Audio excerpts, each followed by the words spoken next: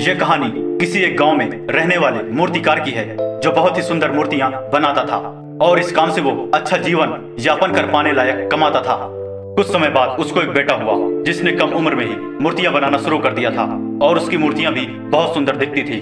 मूर्तिकार अपने बेटे की सफलता से काफी खुश था, फिर भी वह अपने बेटे की प्रत्येक मूर्ति में कुछ न कुछ कमी जरूर निकालता था। बेटे को उन कमियों के बारे में बताता था। वह बेटे से कहता, तुमने अच्छा काम किया, लेकिन अगली बार इस कमी को दूर करने की कोशिश करना। बेटा भी अपने पिता की बात मान लिया करता था। उसने अपने पिता की सलाह के बाद अपनी हर मूर्तियों में सुधार करना जारी रखा। नतीजन बेटे की मूर्तियां दिन प्रतिदिन पिता की मूर्तियों से बेहतर हो गईं। और एक समय ऐसा भी आया जब लोग बेटे की मूर्तियों को पिता की मूर्तियों की तुलना में ऊंचे दामों पर खरीदने लगे, जबकि पिता की मूर्तियां पहले की तरह ही बिकती रही। पिता ने अभी तक बेटे की मूर्तियों में कमियां निकालना बंद नहीं किया था, लेकिन बेटा अब बाप के इस बर्ताव से खुश नहीं था। फिर भी वह बिना दिमाग लगाए उन कमियों को स्वीकार कर लेता और पिता के सुझावों के अनुसार अपनी मूर्तियों में सुधार करता रहता। आखिरकार एक दिन ऐसा आया जब उसके पिता ने उसकी बनाई मूर्तियों में कमियां निकालना चाहिए, तो बेटे का धैर्य जवाब दे गया। बेटे ने कहा, पिताजी, अगर आप इतने श्रेष्ठ मूर्तिकार होते तो आपकी मूर्तियां मेरी मूर्तियों से कम कीमत पर नहीं बिकती।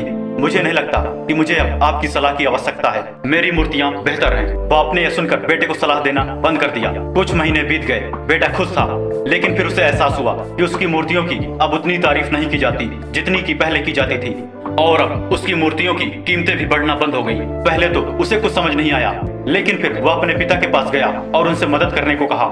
पिता ने बड़े शांति से बेटे की बात सुनी, जैसे उन्हें पहले से ही पता था कि एक दिन ऐसा आएगा। बाप का चेहरा पढ़ बेटे ने यह महसूस किया और उनसे पूछा कि आप पहले से जानते थे कि ऐसा कुछ होने वाला था। पिता ने उत्तर दिया, हाँ, मैं भी इन परिस्थितियों से गुजर चुका हूँ। बेटे ने कहा, फिर आपको मुझे यह बता देना चाहिए था। पिता ने उत्तर दिया, शायद तब तुम मेरी बात समझ नहीं पाते। मैं ये भली भांति जानता हूँ और मानता भी हूँ कि मैं मूर्तियां बनाने की कला में तुमसे ज्यादा बेहतर नहीं।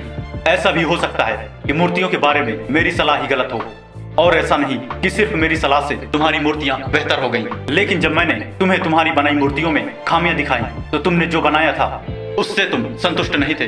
फिर तुम्ही ने खुद को बेहतर बनाने की कोशिश की और उस प्रयास ने तुम्हारी मूर्तियों को बेहतर बनाया और परिणाम स्वरूप तुम सफल हुए। लेकिन यह भी उतना ही सच है, जिस दिन से तुम्हें लगा कि अब तुम्हारे काम में सुधार की कोई गुंजाइश नहीं, तुम्हारा विकास रुक गया। लोग हमेशा तुमसे अधिक की उम्मीद करते हैं और इसलिए अब तुम्हें ना तो अपने काम के लिए ज्यादा सराहना मिलती है और ना ही इसके लिए ज्यादा पैसे मिलते हैं। बेटा कुछ देर चुप रहा, फिर उसने पूछा, तो मैं अब क्या करूं? बेटे के सवाल के जवाब में पिता ने एक छोटा सा लेकिन अमूल्य जवाब दिया, असंतुष्ट होना सीखो। विश्वास करो कि सुधार और बेहतर बनने के लिए हमेशा जरूरत है। यह एक बात तुम्हें भविष्य में निरंतर प्रगति के लिए हमेशा प्रेरित करेगी और हमेशा सुधार करती रहेगी, तुम्हें पहले से ज्यादा बेहतर बनाती रहेगी।